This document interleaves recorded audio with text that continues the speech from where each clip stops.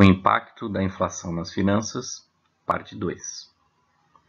No vídeo anterior, eu conversei com vocês a respeito dos conceitos teóricos da inflação, o que ela é e os problemas que ela causa na vida das pessoas, na sociedade e na vida das empresas. Na vida social, é importante frisar que a inflação ela é muito ruim porque ela acaba afetando, a distribuição de renda dentro da população. Como o Brasil viveu períodos de inflação muito intenso durante muitas décadas, hoje nós temos uma concentração de renda muito intensa. A concentração de renda ela pode ser medida pelo chamado coeficiente de Gini, que foi desenvolvido pelo matemático italiano Conrado Gini, e ele atesta esse coeficiente à concentração de renda. Esse coeficiente sempre varia entre 0 e 1, onde 0 seria o máximo de justiça, onde nós teríamos um quadro imaginário, onde todas as pessoas teriam a mesma renda. É evidente que isso não ocorre em nenhum país do mundo. E o código 1 seria o máximo de injustiça. Seria mais ou menos como se uma pessoa fosse proprietária de toda a renda nacional e as outras pessoas não tivessem absolutamente nada. Também isso é hipotético, não existe em nenhum lugar do mundo. O que ocorre é que esses índices dos países ficam entre o 0 e o 1, alguns mais próximos do 1, como o Brasil, e outros mais próximos do 0, como os países nórdicos, Suécia, Noruega, Dinamarca. A desigualdade de renda é tão grande no Brasil que nós estamos localizados agora em 2019, 2020, entre os 10 piores países do mundo no quesito concentração de renda. O nosso coeficiente Gini atual, medido em 2019, é de 0,533. E isso mostra também que no Brasil o 1% mais rico da população detém 28,3% de toda a riqueza nacional, o que é um fator muito discrepante em comparação com os demais países do mundo. Mas entrando agora na questão da inflação, na parte de cálculo, nós temos que entender que os juros servem para estimular as pessoas a fazer poupança e a controlar o consumo. Parte dos juros que existem nas aplicações financeiras ou nos empréstimos é composto pela correção monetária, que nada mais é do que um reflexo da inflação. Toda taxa de juros ela pode ser expressa numa unidade de tempo. Pode ser expressa ao dia, com a sigla AD, ao mês, AM, ao trimestre, AT, ao semestre, AS, ao ano, AA. Eu botei aqui nessa lâmina a taxa de 0,32% ao dia, 10% ao mês, 33,1% ao trimestre, 76,16% ao semestre e 213,84% ao ano. Esses valores eles têm uma relação entre si. São todas taxas de juros equivalentes, o que significa que 10% ao mês equivale a 213,84% ao ano ou a 0,32% ao dia. As taxas de juros elas podem ser de duas formas, pré-fixadas ou pós-fixadas. Se você faz um contrato de compra e venda, e esse contrato ele preconiza o pagamento de prestações, não é uma compra à vista, no pagamento dessas prestações pode estar embutida uma taxa de juros. Se a taxa de juros já é conhecida no ato da assinatura do contrato, a taxa de juros é pré-fixada. Então, a taxa de juros pré-fixada quando ela é determinada no ato do contrato. Por exemplo, no contrato pode estar escrito taxa de juros de 3% ao mês durante 90 dias, durante 3 meses. Mas outras vezes o contrato pode estabelecer taxas de juros pós-fixadas, quando você só vai saber quanto paga de juros depois que um determinado indexador for calculado. Por exemplo, num contrato pode estar escrito que as prestações serão reajustadas pelo IGPM. Então, muitas vezes as pessoas se perguntam o que é melhor, a taxa de juros pré-fixada ou a pós-fixada? Tudo isso depende do mercado atual, do cenário econômico. Se nós temos um cenário de elevação das taxas de juros, no processo de aceleração inflacionária, é sempre melhor pegar uma taxa de juros pré-fixada se você estiver comprando algo, que você pega uma taxa de juros mais baixa do que a taxa futura, taxa pós-fixada que será mais alta. Agora o raciocínio é inverso se você for o vendedor. Se você for o vendedor, aí a taxa de juros está subindo no cenário econômico, você sempre vai preferir a taxa de juros pós-fixada, porque a taxa de juros será maior do que a pré-fixada. Agora, num cenário diferente, onde está havendo uma redução das taxas de juros, nós temos o raciocínio completamente inverso. O melhor para o comprador é a taxa de juros pós-fixada, pois ela será menor do que a pré-fixada, enquanto para o vendedor o melhor é a taxa pré-fixada, pois ela será maior do que a pós-fixada. Então o cenário econômico é que dita qual é a taxa de juros que você deve escolher, seja como comprador ou como vendedor. Então toda taxa de juros ela é composta de uma taxa de risco, uma taxa livre de risco e a correção monetária, que ela é espelhada na inflação.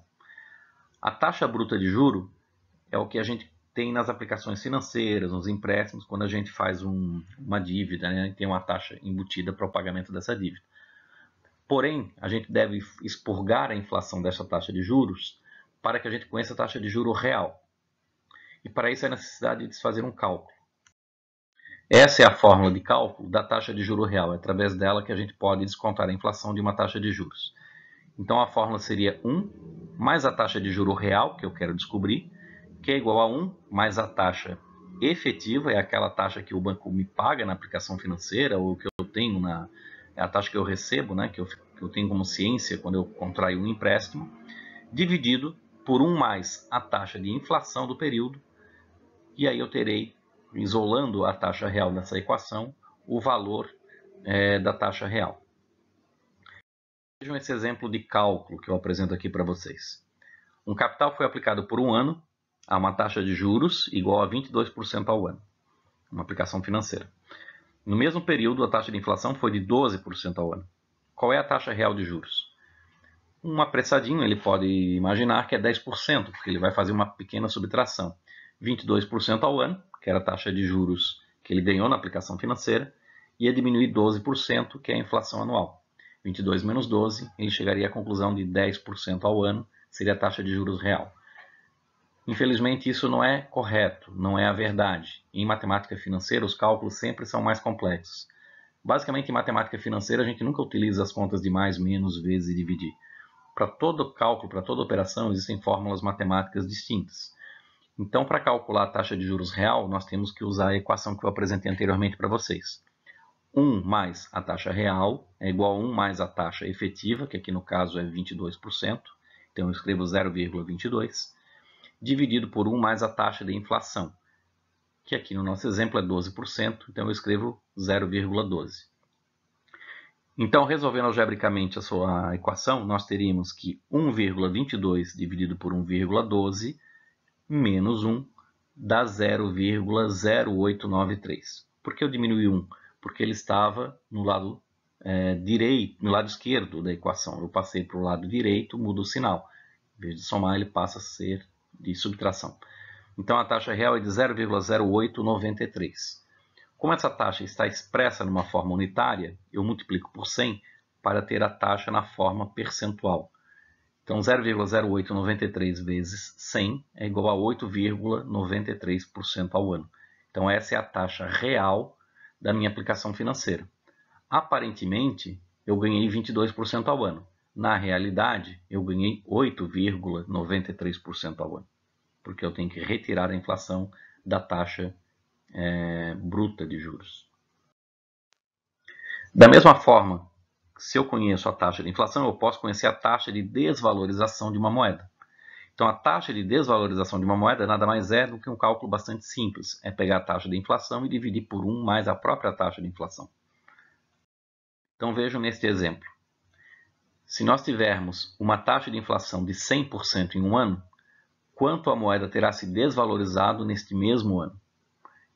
Então, eu vou pegar a taxa de inflação de 100%, 100% significa 1, dividido por 1 mais 1. 1 sobre 2, 0,50. 0,50 vezes 100, 50%. Então, a moeda se desvalorizou 50%. Então, eu não posso dizer que nós tivemos uma taxa de inflação anual de 100%, que a moeda perdeu 100% do seu valor, ou seja, perdeu todo o seu valor. Ela perdeu metade do seu valor. Os preços dobraram, então a moeda perdeu metade do seu valor. Perdeu 50% do seu valor. Nesse outro exemplo, no exemplo 2, eu vou simular uma taxa de inflação de 80% ao ano. Então, se nós tivermos uma taxa de inflação de 80% ao ano, quanto a moeda terá se desvalorizado neste mesmo ano? Então, vamos aplicar a fórmula da TDM, taxa de desvalorização da moeda, igual taxa de inflação, 0,80, dividido por 1 mais a taxa de inflação, 0,80. A gente sempre escreve nas equações os números percentuais na forma unitária. Eu não posso escrever 80, porque o problema se refere a 80%. 80% é 80 sobre 100, ou seja, 0,80.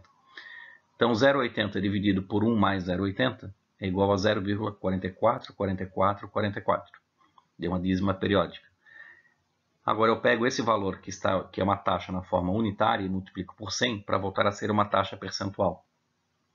E eu tenho como resposta que a moeda terá se desvalorizado 44,4444% neste ano.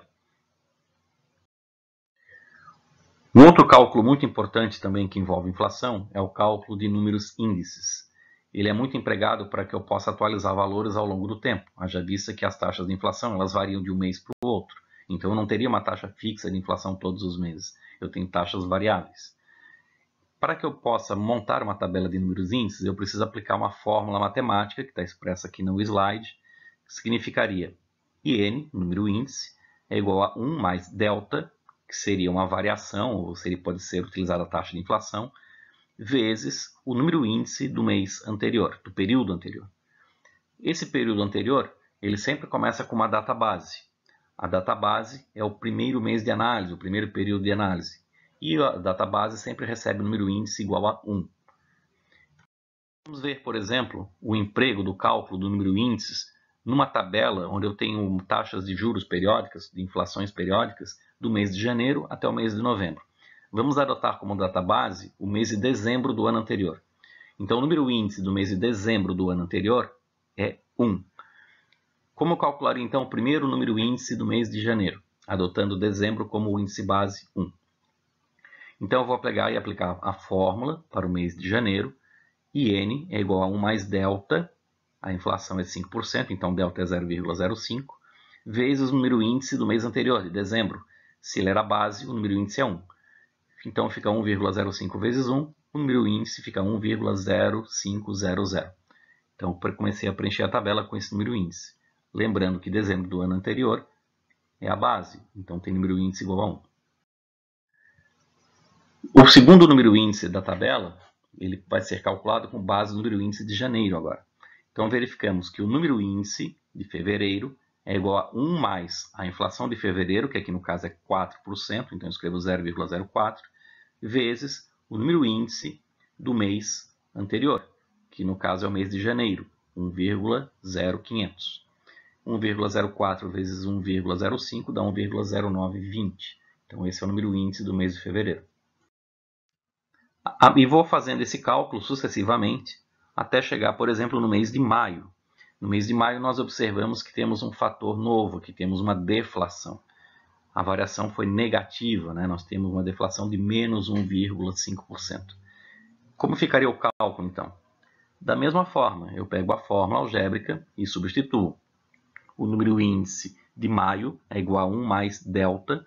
O delta, no caso, é uma deflação, então eu escrevo entre parênteses menos 0,015, fecho duas vezes os parênteses, né? E multiplico pelo número índice do mês anterior, que é 1,1562.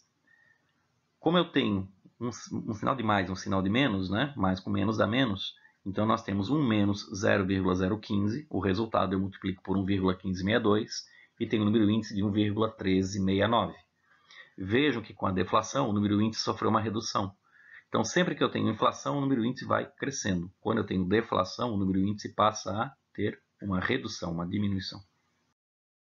E se nós tivermos uma inflação zero, não tivermos nem inflação e nem deflação, o que acontece com o número índice? Ele não se altera. Vamos verificar isso algebricamente com a fórmula. Vejam que no mês de julho, a inflação foi zero. Então, o índice de julho seria 1 mais delta, no caso 0, vezes o número índice do mês anterior, que é o mês de junho, 1,1503. Então, 1 mais 0,00 dá 1, vezes 1,1503 dá o próprio 1,1503. Então, o número índice de julho ficou exatamente igual ao número índice de junho. Então, não houve alteração no número índice porque não tivemos inflação e nem deflação. Assim, a planilha é totalmente preenchida e nós temos, então, uma tabela com os meses do ano, com as taxas de inflação e com os números índices calculados. Para que serve esse número índice? Como eu vou utilizá-lo? Eu posso utilizá-lo para fazer reajuste de valor base. Então, eu tenho um VR, que é um valor a ser reajustado. O valor base é um valor financeiro que eu tenho numa data específica, num mês específico. E R é o número índice na data do reajuste do mês para qual eu quero levar esse valor. E o IB é o número índice na base. Vamos ver um exemplo de cálculo aqui. Reajustar o valor base de R$100.000 do mês de fevereiro até o mês de outubro do ano corrente. Então, eu teria que montar toda aquela tabela de números índices que está exposta aqui no lado direito do slide. E eu vejo que a base é o mês de fevereiro. E o valor e a data de reajuste é o mês de outubro.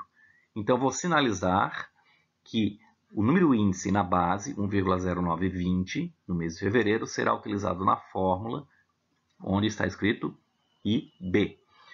E o número índice da data de reajuste de outubro, 1,2171, será utilizado na fórmula matemática onde está escrito IR.